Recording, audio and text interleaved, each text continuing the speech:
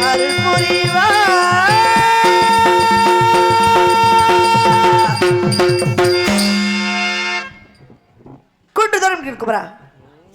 Emblem cock மறைவா முப்புற வரைத்த முக்குனி மைந்தா ஷண்முகா சரவணா பிரணவ புரணி தலைகுட்டி சிறவைத்தவா தேவாதி தேவனை தொழிலித்தவா தேவக்குஞ்ச நாயகா திருப்பங்கரி வேடவா செந்துகுமரா அடியாள் நினைவு நலமுதலாக உன்னை நினைத்து மனது வைத்து பூஜித்துக் கொண்டிருக்கும் எனக்கு உன்னை என்று விருமுருகா அருவம் உருவமாய் அனாதை படவாகி பிரம்மவாய் இது பிளமதொரு மேனியாகி கருங்கள் ஆறும் கரங்கள் 12 கொண்டு ஒரு திருமுருகாயை வந்து உதித்த உகமக்கணங்க என் நாடும் என் நாட்டில் மக்களும் எல்லா வளம் பெற்று சீரும் சிறப்போடு வாழ உண்மையை நம்பிக்கினேன் முருகா முருகா முருகா.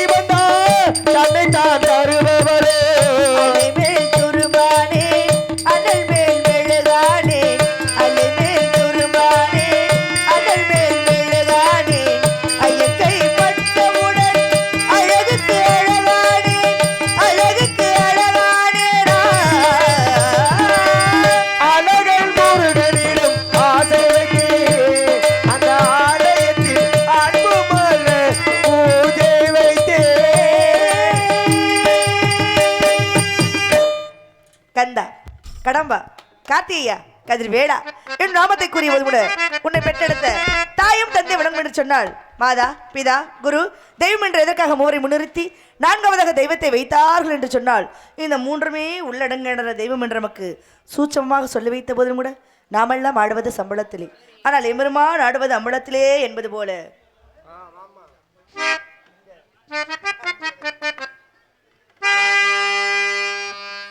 ஆடுகின்றானடி பிள்ளையிலே அதை பாட வந்தேன் அவன் எல்லையிலே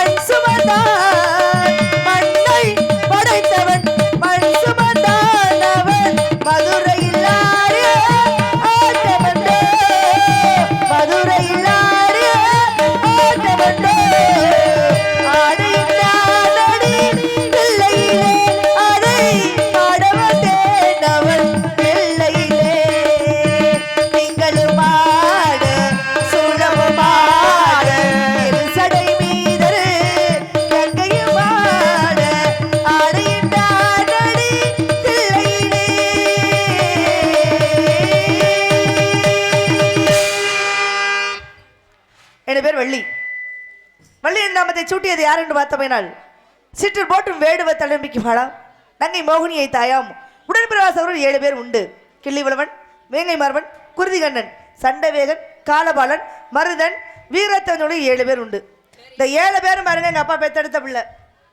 நானா வள்ளிக்கிழங்கை தோண்டி எடுக்கும் பொழுது அந்த பள்ளத்தின் கொடியில் என்னை கண்ணெடுக்கப்படாத எனக்கு வள்ளி என்றும் கனகை வேங்கை பூங்குரத்தி பசுங்கிளியான்னு செல்லமா கூப்பிடுவாங்க. ஆஹா இல்ல இல்ல பேர் அவ்வளவு அழகா இருக்கு, அதனாலதான். ஆமா, நிறைய பேர் என்ன நினைக்கிறாங்க, இந்த கழுத்து நிறைய ஊசியும் பாசியும் மாட்டிக்கிட்டு குட்டப்பாவடை போட்டுக்கிட்டு ஏழசாமியோ ஏழசாமியோ அந்த குரத்துக்கு எனக்கும் சம்பந்தம்னு நினைக்கிறாங்க. கண்டிப்பா கிடையவே கிடையாது. அவங்களுக்கும் எனக்கும் எந்த விதமான சம்பந்தமும் கிடையாது. சம்பந்தமா? ஆமா. இந்த வள்ளி குரமகளுக்கு எழுதக்கூடிய ராணா என்ன ராணா அப்படின்னா, திருக்குறளுக்கும் அறத்திற்கும் எழுதக்கூடிய ராணா இந்த வள்ளி குரமகளுக்கு எழுதக்கூடிய ராணா. அந்த குரத்துக்கு எழுதக்கூடிய ராணா என்ன ராணா அப்படின்னா, மரத்திற்கும் குரங்கிற்கும் எழுதக்கூடிய ராணா அந்த குரத்துக்கு எழுதக்கூடிய ராணா. அப்ப எழுத்துலேயே வித்தியாசம் உண்டு என்று சொன்னால், வேட்டைக்குன்னு போவானா, வேட்டையாடக்கூடிய விலங்கினங்களை உண்டு வாழ மாட்டோம். சைவ குரமகள், சமய குரமகள், கான குரமகள். இந்த வள்ளி குரமஞ்சியை நான் ஏன் இங்க வந்திருக்கிறேன் அப்படின்னா, விடுஞ்சா கல்யாணம். யாருக்கு? எனக்கு எத்தனாவது? இந்த கல்யாணத்தை அமைச்சு வச்சது யாரு தெரியுமா? யாரு? உங்களுக்கு பின்னாடி நிக்கிறாங்க பத்தியலா.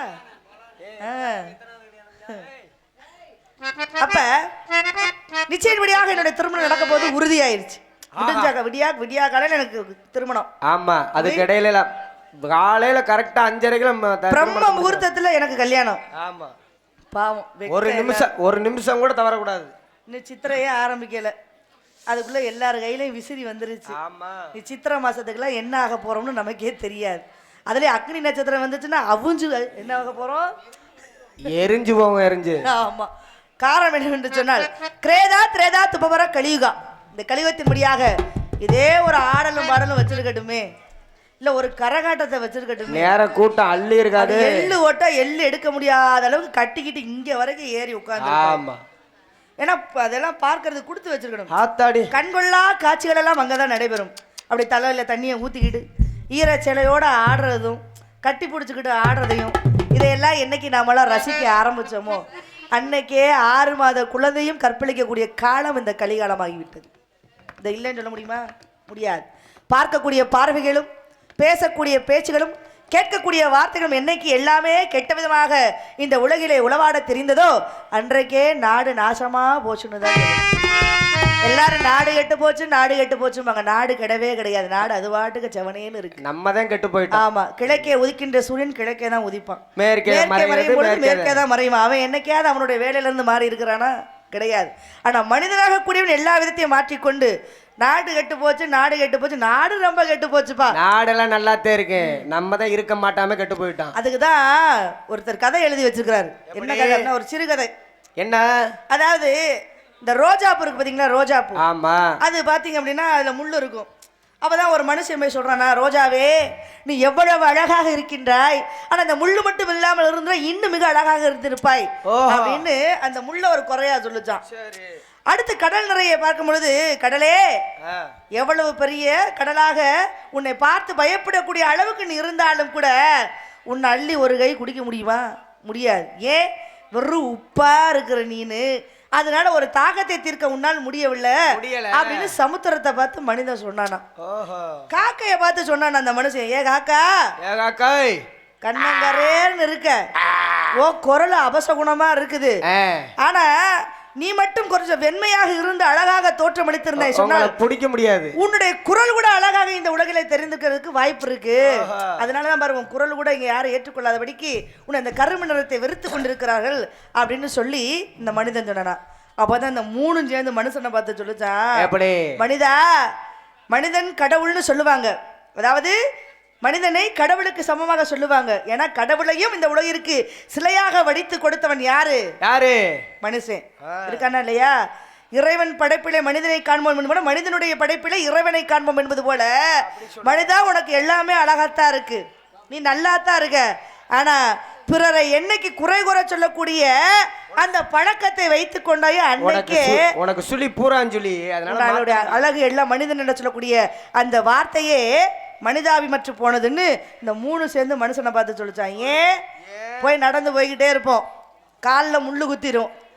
என்னைக்காவது ஒரு நாள் நம்ம என்ன சொல்லியிருக்கிறோம்? நான் முள்ளு மேலே காலை வச்சுட்டேன்பா, காலில் முள்ளு குத்திருச்சுன்னு சொல்லியிருக்கிறோமா? கிடையாது. முள்ளு குத்திருச்சு, முள்ளு குத்திருச்சு. முள்ளு அதுவாக வந்தா காலில் குத்துச்சு? கிடையாது.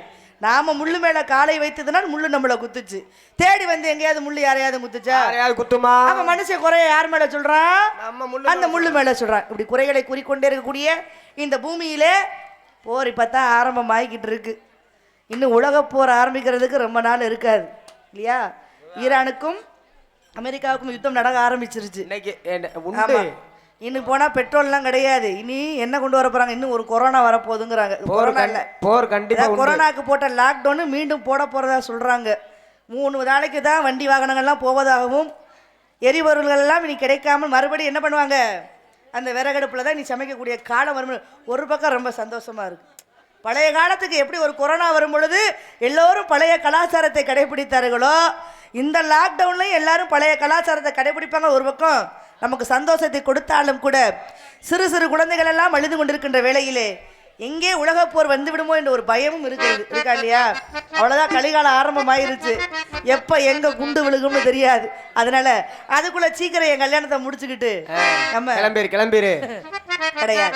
எம்பெருமான் முருகன் நம்மளை பொறுத்த வரைக்கும் இந்தியாவை எடுத்துக்கொண்டாலும் இந்தியாவிலே தமிழ்நாட்டிலே தெய்வத்துடைய நம்பிக்கையும் தெய்வ பக்திகளும் இருக்கிற வரைக்கும் நமக்கு ஒரு பொழுதும் அழிவு ஒரு குறையும் கிடையாது. ஆமா, அதுவும் இந்த மாதிரி கிராமப்புறங்கள்ல வருடம் தவறாது இறைவனுக்கு விழாக்களை எடுத்து அவர்களை மகிழ்விக்கும் தவனமாக இருப்பதனால நம்மளை போற நாடகக்காரங்களுக்கு எந்த விதமான குறையும் கிடையாது, நாட்டு மக்களுக்கும் எந்த விதமான குறையும் கிடையாது.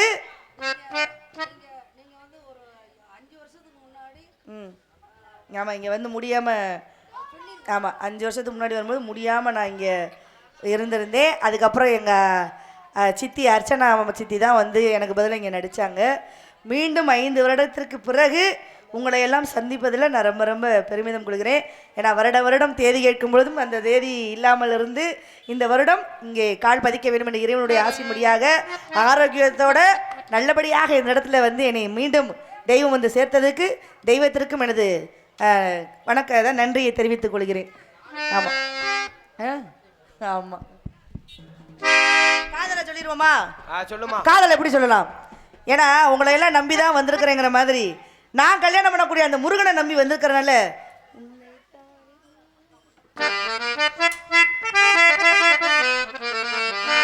உன்னைத்தானே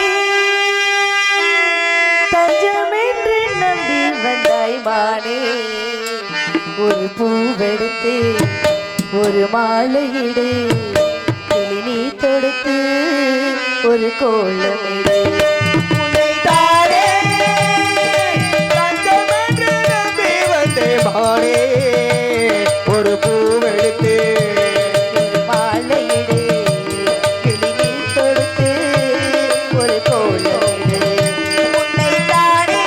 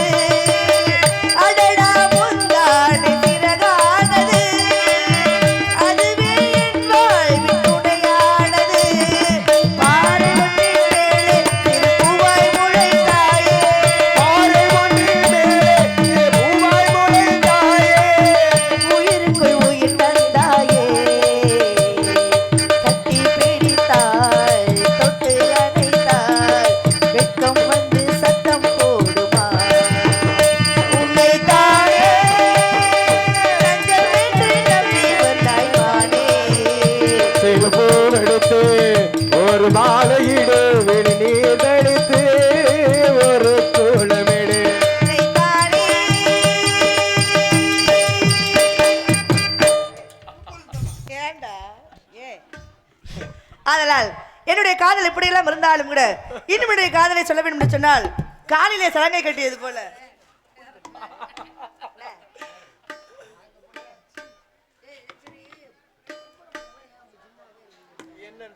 இந்த கையெல்லாம் தட்டுனா தான் என்ன வர வர கேட்டு வாங்குற மாதிரி ஆயிடுச்சு. ஏமா அந்த கை தட்டினா ஏத்தா ஏன் இப்படி அமைதியா உட்கார்ந்து மனசாட்சி படி சொல்லுங்க. நாடகம் நல்லா இருக்கா? ஊர் கட்டுப்பாடா? நல்லா தானே இருக்கு, நல்லா தானே பாடுறோம், நல்லா தானே பொட்டிக்காரெல்லாம் பாடுறாரு, நல்லா தானே வாசிக்கிறாங்க. இப்போ இந்த கையெல்லாம் தட்டினா தான் என்ன? இத்தனை வருஷமா அப்படி இருக்க மாட்டேல, ஏன் இந்த வருஷம் மட்டும் இப்படி இருக்கு? ஏன் இப்படி எல்லாரும் செய்வானு பண்ண? என்னது நல்ல விஷயம் எடுத்து கொடுத்த பத்தியா? ஆமா. இப்ப கையை தட்டி கும்மி கொட்டினீங்களா எல்லாரும்? எதுக்குன்னு யாருக்கான்னு தெரியுமா? எதுக்கு கும்மி கொட்டுறோம் சொல்லுங்களேன், யாராவது ஒருத்தர் சொல்லுங்களேன் பார்ப்போம். வருடத்திற்கு ஒரு முறையாக இந்த மாதிரி திருவிழாக்களை ஏற்படுத்தி வைத்து சில பேர் என்ன பண்ணுவாங்க, முளைப்பாரிகளை வைத்து கும்மி கொட்டி என்ன பண்ணுவோம், ஆரவாரமாக சாமி கும்பிடுவோம். ஒரு கிராமங்களில் பார்த்தீங்கன்னா விடிய விடிய கூட கும்மி கொட்டுவாங்க. ஆமா இல்லையா? குறைஞ்சது ஒரு 2 மணி நேரம் 3 மணி நேரமாவது என்ன பண்ணுவாங்க, இந்த கைகளை கரங்களை தட்டி கும்மி கொட்டுவாங்க. ஏன் சும்மா போய் சாமி கும்பிட்டு வர வேண்டியது தானே? ஆமா. எதுக்கு போய் சாமி முன்னாடி நின்று வட்டம் போட்டு எல்லாரும் ஏன் இப்படி கையை தட்டி ஏன் கும்மி கொட்டணும்? ஏன்னா ஒரு மனிதனுக்கு எப்படி இரு கண்கள் முக்கியமோ அதே மாதிரி ஒரு மனிதனாகக்கூடியவனுக்கு ஆன்மீகம் அறிவியலும் ரொம்ப முக்கியம். ஆன்மீகம் இல்லாத அறிவியல் இல்லை, அறிவியல் இல்லாத ஆன்மீகம் இல்லை. எந்த ஒரு கோவிலுக்கு போனாலும் அறிவியல் சார்ந்தே அந்த கோயிலாகக்கூடியது அங்கே வெடித்து வைக்க சிலையிலிருந்து சிற்பங்களிலிருந்து நுழைவாயிலிருந்து எல்லா விதமான விஷயங்களையும் அறிவியல் சார்ந்தே மனிதன் வடிவமைத்து வைத்திருப்பான் என்று சொன்னால் ஒரு மனிதனாகக்கூடியவனுக்கு ரொம்ப ரொம்ப முக்கியமான ஒரு விஷயம் என்ன தெரியுமா? ஆரோக்கியம். இந்த ஆரோக்கியம் உடல்நிலை சரியாக இருந்தால்தான் மனிதனாக முன்னே என்ன விதமான வேலைகளை செய்ய முடியும். இருக்கா இல்லையா? அன்னைக்கெல்லாம் 150 வயசு இல்லை 300 வயசு வரைக்கும் வாழ்ந்தவர்களெல்லாம் உண்டு. இருக்கா இல்லையா? அப்போ அவர்கள் சாப்பிட்ட சாப்பாட்டில் இருந்து அவருடைய பழக்க வழக்கத்தின் முறையின்படியாக ஆரோக்கியத்தோடு எல்லாரும் வாழ்ந்தாங்க. அப்போ ஒரு மனிதனாக கூடியவனுக்கு ஒரு உடம்புல வியாதி வந்துருச்சு அப்படின்னா முதல்ல மருத்துவர் என்ன சொல்லுவார்? ஐயா நீங்கள் போய் முதல்ல ரத்த பரிசோதனை பண்ணிக்கிட்டு வாங்க சொல்லுவாரா இல்லையா? ஒரு வியாதியை அடிக்கடி நமக்கு அந்த நோயாகக்கூடியது ஏற்பட்டே இருக்குதுன்னா ஒன்று என்ன சொல்லுவாங்க, போய் ரத்த பரிசோதனை பண்ணிட்டு வாங்க. அப்போ ஒரு மனிதனாக கூடியவனுக்கு இரத்தமாக கூடியது மிக சுத்தமாக இருக்க வேண்டும், சுகாதாரமாக இருக்க வேண்டும் என்று சொன்னால் ஒரு மனிதனுடைய இரத்தத்துடைய அந்த தட்பவெப்ப நிலை எப்படி இருக்கணும் அப்படின்னா சமநிலையாக இருக்க வேண்டும். அதிகப்படியான வெப்பமும் இருக்கக்கூடாது, அதிகப்படியான சூடு அதாவது குளிர்ச்சியும் இருக்கக்கூடாது.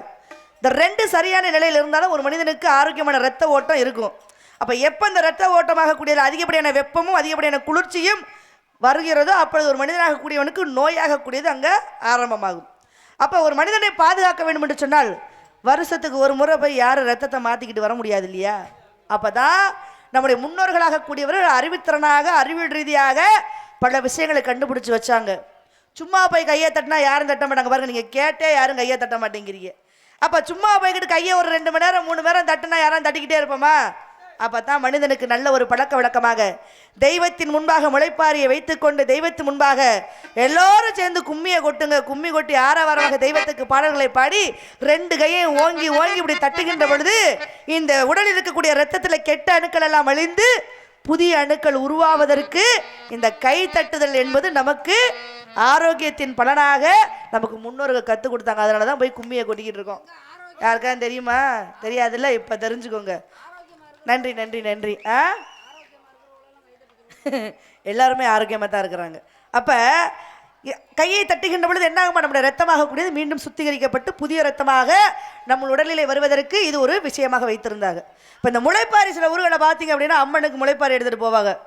இன்னைக்கு 5 வயது குழந்தையும் முளைப்பாரி தூக்கிட்டு போகுது, 60 வயது பாட்டியும் முளைப்பாரி தூக்கிட்டு போகிறாங்க. ஆனால் அந்த காலத்தில் பார்த்தீங்கன்னா கன்னி பிள்ளை மட்டும்தான் முளைப்பாரியை தூக்கிக்கிட்டு போவாங்க. இந்த முளைப்பாரி என்பதை எதற்காக வைத்தார்கள் என்று சொன்னால் ஒரு வீட்டில் கன்னி பெண்ணாக கூடிய ஒரு பெண்ணுடைய கையில் அந்த விதைப்பயிரை கொடுத்து எந்தெந்த வீட்டிலெல்லாம் சடங்கான பிள்ளை இருக்குதோ அந்த பிள்ளை கையில் என்ன பண்ணுவாங்களா விதைப்பயிரை கொடுத்து அதை அந்த சட்டியில்